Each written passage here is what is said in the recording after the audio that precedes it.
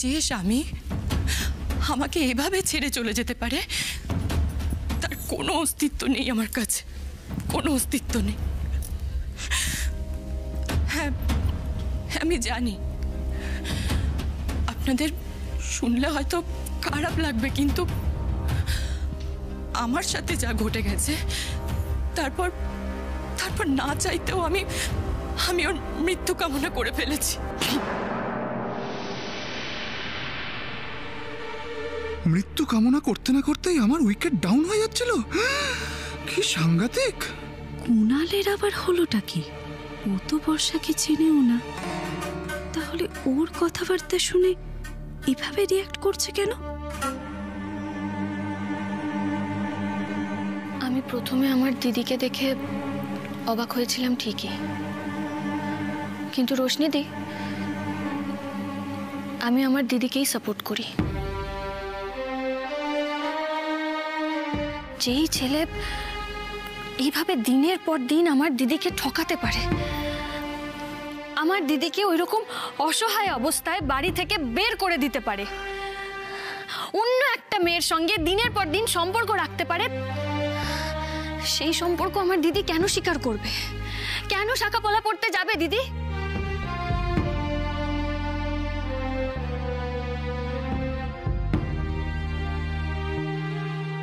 আমি জানতাম বকুল, আর কেউ বুঝুক না বুঝুক তুই আমার কথাটা বুঝবি, অন্তত তুই বুঝবি যে আমি কেন এরকম একটা সিদ্ধান্ত নিলাম। সমাজটা তো শুধু বকুলকে নিয়ে নয় বর্ষা, এখানে আরো অনেকে রয়েছে। তারা যদি কেউ জিজ্ঞেস করে যে তোমার বরের কি হয়েছে, কি বলবে? বর মারা গেছে? যদি তাই বলি তাহলে কি খুব ভুল হবে রোশনিদি? এ তো আমাকে মেরেই ফেলবে দেখছি। কি কুক্ষণে যে বিয়ে করেছিলাম এই মেয়েকে। আজ যদি তোমায় কেউ জিজ্ঞেস করে যে তোমার বর কিভাবে মারা গেছে, কি বলবে তাকে? সত্যি কথাটা বলতে পারবে তো? রোশনি, কি ধরনের কথা হচ্ছে এটা? কেন কাকিমণি, মানে এতে ভুলটা কোথায় রয়েছে? বর্ষা এরকম একটা বৈপ্লবিক পদক্ষেপ নিয়েছে, তা সত্যিটার সামনাসামনি দাঁড়ানোর মতো সৎ সাহস ওর আছে কিনা সেইটুকুই জানতে চাইছিলাম, আর কিছু না। কারণ এই সব প্রশ্নগুলোর সম্মুখীন তোকে হতেই হবে। তা আগে থেকে প্রিপেয়ার থাকা ভালো নয় কি? কি বলো বর্ষা, আমি কি কিছু ভুল বললাম? রোশনিদি, আমার মনে হয় প্রিপারেশন এবং সৎ সাহস দুটোই আমার দিদির আছে। আর একটা কথা বলো তো, আমার দিদি তো কোনো দোষ করেনি, দোষ করেছে ওর শ্বশুর বাড়ির লোক, ওর বর। তাহলে আমার দিদি শুধু শুধু সত্যিটা বলতে লজ্জা কেন পাবে? সব ভুল, সব ভুল। সত্যি কথা বলার ওর সাহস নেই বলেই এত প্রিপারেশন নিয়ে মিথ্যে কথা বলছে বর্ষা। যেদিন তুমি জানবে বকুল, সেদিন আমাকে আর তোমার দিদিকেই আগে জেলে ঢোকাবে তুমি, আর তারপর 3rd ডিগ্রি। মাগো, আমার ওই একই মত। যে মানুষটার জন্য আজ বর্ষার এই অবস্থা, তার জন্য কোনো রকম রেসপেক্ট তো দূরের কথা, কোনো রকম জায়গাই নেই ওর মনের মধ্যে তার জন্য।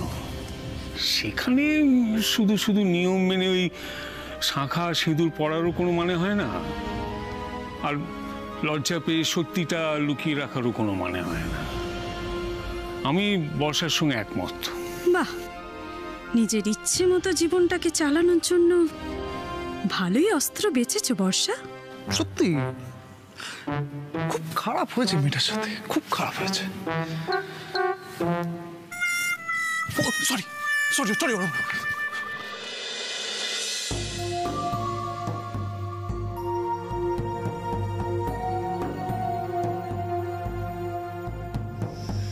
আপনাদের কাছে এসে আপনাদের ভরসা পেয়ে আমি আবার নতুন করে বাঁচার কথা ভাবতে পারছি। আমি সত্যিই চাই আমার জীবনটাকে নতুন করে শুরু করতে। আমি কি কিছু ভুল করছি বলুন? না বর্ষা, তুমি কিচ্ছু ভুল করছো না। যে কোনো মানুষের জীবনেই বড় বিপদের দিন আসতে পারে, কোনো বড় ক্ষতিও হতে পারে। সেগুলোকে ওভারকাম করে নতুন করে বাঁচার চেষ্টা করাটাই তো উচিত।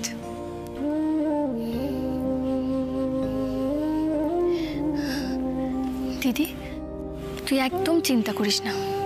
তোর এই ডিসিশনে আমরা সবাই তোর পাশে আছি, সব সময়। থ্যাংক ইউ বকুল। সবাইকে ভালো মানুষ পেয়ে ভালোই তো চালাচ্ছ জানো। আমি যদি সবাইকে পটিয়ে স্যান্ডউইচ খাই, তুমি তো সবার মাথায় কাঁঠাল ভেঙে খাচ্ছ। ভালো, চালিয়ে যাও।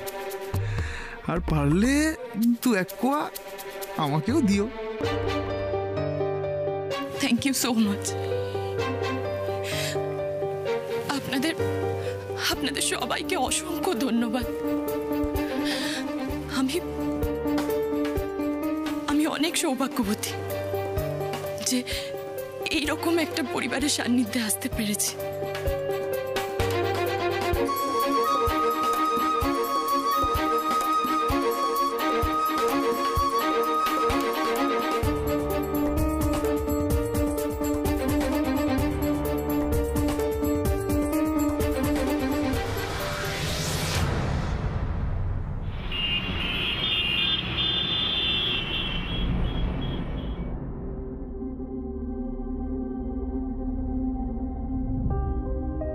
স্যার, আমরা টিভিতে, নিউজ পেপারে মিসিং পার্সন হিসেবে অরণির এই ছবিটা দিতে পারি না? না বকুল, তাতে হিতে বিপরীত হতে পারে। অরণি যদি বেঁচে থাকে আর ওদের কাস্টাডিতে থাকে, অরণির খোঁজ শুরু করেছে এটা জানতে পারলে কিডন্যাপাররা অ্যালার্ট হয়ে যাবে, বিনোদের কানে যাবে। তারপর ওরা পিঠ বাঁচাতে অরণির হয়তো বড় ক্ষতিও করে দিতে পারে। ঠিক বলেছেন স্যার, এটা তো আমার মাথায় আসেনি। আচ্ছা স্যার, আমরা রজতাভ রক্ষিতকে তো আরেকবার জেরা করে দেখতে পারি। কোনো লাভ হবে না বকুল। এই লোকটাই যে আমার ছেলের কিডন্যাপ হওয়ার পেছনে ছিল তার কোনো প্রমাণ তো আমাদের কাছে নেই। একটা ছোট্ট সূত্র যদি পেতাম তাহলেও না কিছু করা যেত। আমাকে তো থ্রেট করতো বিনোদ। রজতাভ রক্ষিত কোনো দিন আমার সামনে আসেনি। তবে এতদিনের পুরনো ঘটনা, আমার ফোন ঘাঁটলেও তো বিনোদের সঙ্গে কথা বলার কোনো প্রমাণ পাওয়া যাবে না। স্যার, এই অশোক যদি এখন বেঁচে থাকতো তাহলে কত সুবিধা হতো, তাই না? সেই জন্যই তো অশোককে ওরা সরিয়ে দিয়েছে। ও যদি বেঁচে থাকতো তাহলে সবাইকে এক ধাপ থেকে জেলে ভরতাম। স্যার, তাহলে এখন আমাদের নেক্সট স্টেপ কি হবে? আমরা এগোবো কি করে? সেটা আমাদের ভাবতে হবে বকুল। আমি কাল রাত থেকে চেষ্টা করে যাচ্ছি, আমার সোর্সদের সাথে কথা বলছি। বিনোদ প্রধানকে খুঁজে বার করার জন্য, কিন্তু কোনো ফল হয়নি, কোনো লাভ হয়নি বকুল। বিনোদ প্রধান যেন হঠাৎ করে কোথাও উবে গেল। স্যার, ও অন্য কোনো রাজ্যে পালিয়ে যায়নি তো? রাজ্য কেন, দেশ ছেড়ে চলে গেলেও আমি অবাক হব না।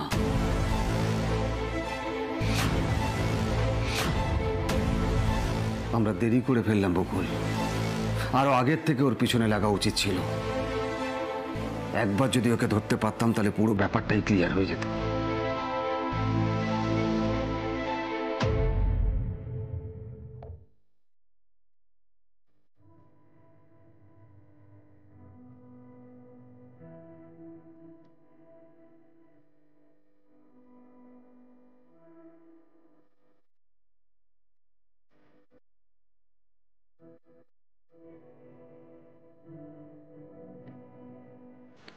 খুব হেল্পলেস লাগছে বকুল। কষ্ট হলে মেনে নিয়েছিলাম যে অরুণী নেই, কিন্তু এখন ও বেঁচে আছে জানতে পেরেও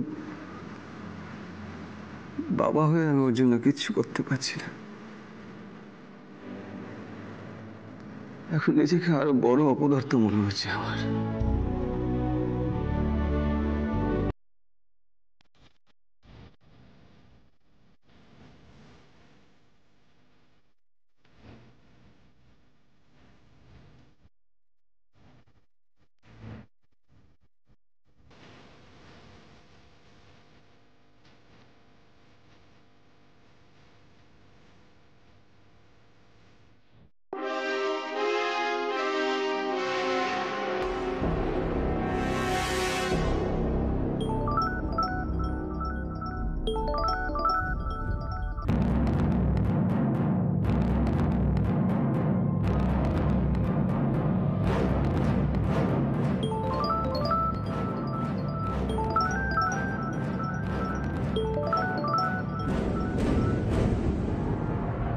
হ্যালো হ্যালো ম্যাক্স ভাই, কে? আমি নিখিল। ওই আপনার সঙ্গে একটা বাচ্চার ব্যাপারে কথা হচ্ছিল না, ওকে সঙ্গে নিয়ে আসছি। নিয়ে তো আসছো, কন্ডিশন কি বাচ্চাটার? একদম টাটকা, নিয়ে তো যাচ্ছি, দেখে নেবেন। যে বাচ্চাটাকে আনছো শুনলাম নাকি সে কোনো পুলিশের ছেলে। হ্যাঁ হ্যাঁ ভাই, খবরটা একদম ঠিক। ছেলেটার বাবা ওসি অগ্নিজিৎ রায়। নামটা চেনা চেনা লাগছে, অগ্নিজিৎ রায়। আপনার একটা ডিল বানচাল হয়ে গেল না, 5-6টা মেয়েকে যে উদ্ধার করলো, মেয়ে কনস্টেবল।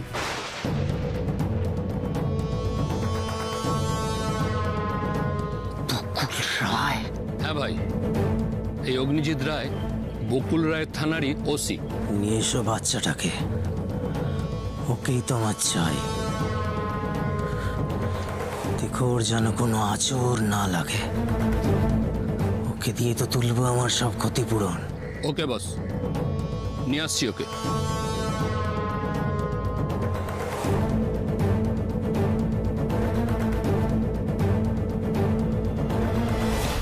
টয়লেট যাব। এই টয়লেট করে নিয়ে আসো।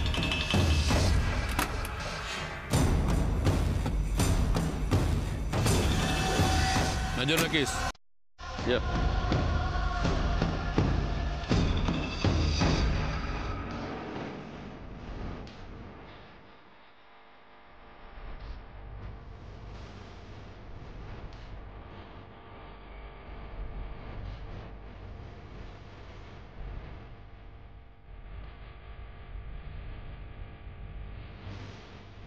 একটু অন্যরকম ভাবে চেষ্টা করা যায় বকুল।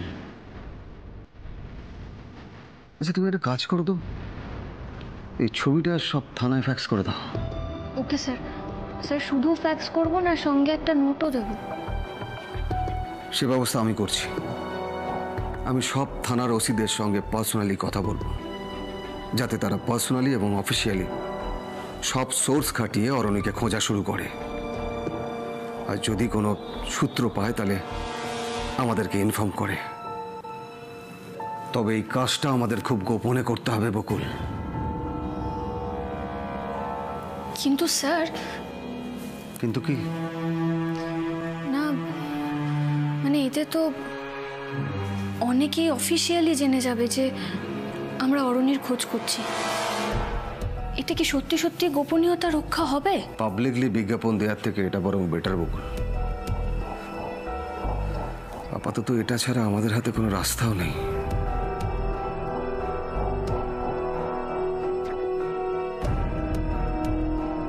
ওকে স্যার, আমাকে ছবিটা দিন, আমি ফ্যাক্স করে দিচ্ছি।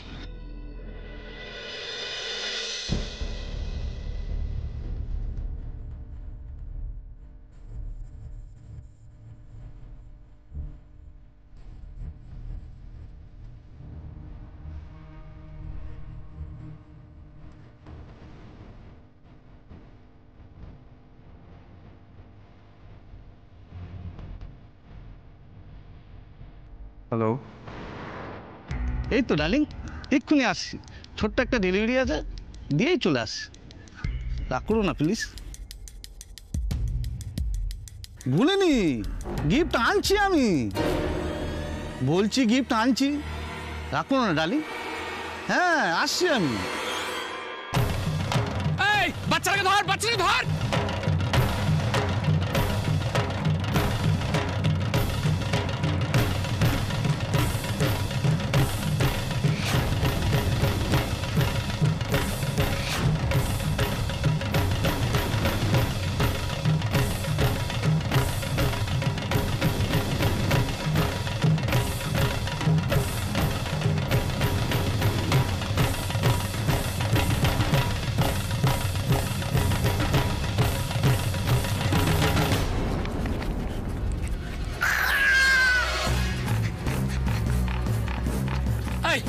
একটা বাচ্চাকে ঠিক মতো ধরতে পারি না। চা ধর।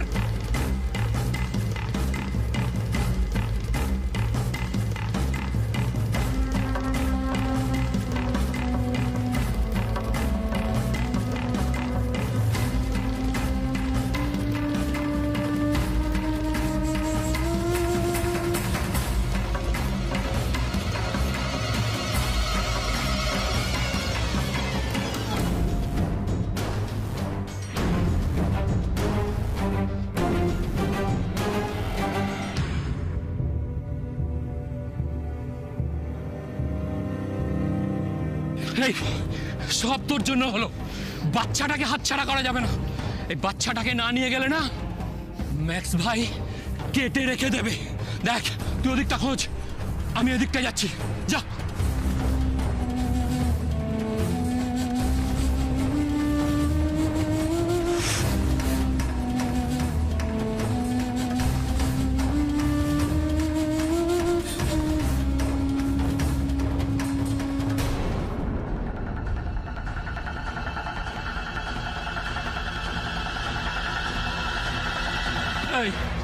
মার খাবি নাকি? অন্যের গাড়িতে হাত দিচ্ছিস? চল ওদিকটা রেখে চল। অরণ্যকে যাতে খুঁজতে সুবিধা হয় তার জন্য ছবিটা পাঠালাম। আপনি ডিরেক্টলি আমাকেই ফোন করবেন প্লিজ। ব্যাপারটা গোপনীয় তো। Thank you, thank you. Sir, আমি সব থানাতে অরণ্যের ছবি ফ্যাক্স করে দিয়েছি। থ্যাংক ইউ বকুল।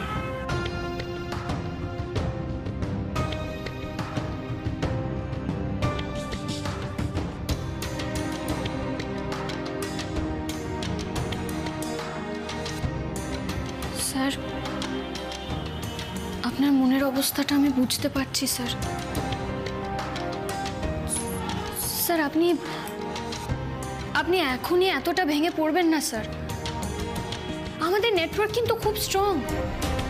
আমরা অরণ্যের ঠিক একটা না একটা খোঁজ পাবোই স্যার। তোমার কথাটাই যেন সত্যি হয় বকুল। এনিওয়ে, তুমি তোমার পেন্ডিং কাজগুলো করো, আমি বাকি থানার ওসিদের সাথে একটু কথা বলে নিই।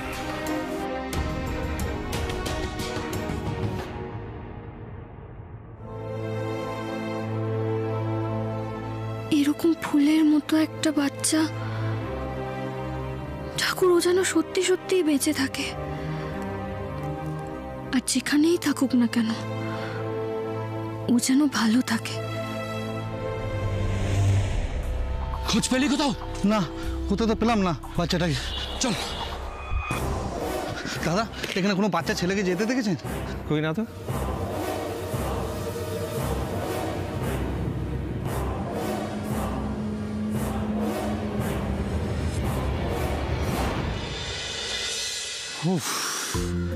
অনেকদিন বাদে রিলিফ লাগছে। আজকে বাড়িতে গিয়ে ভালো করে ঘুমবো, বেশ আরাম করে। আর আমি কি করবো বলতো? কি? আরাম করে খাবো। চ।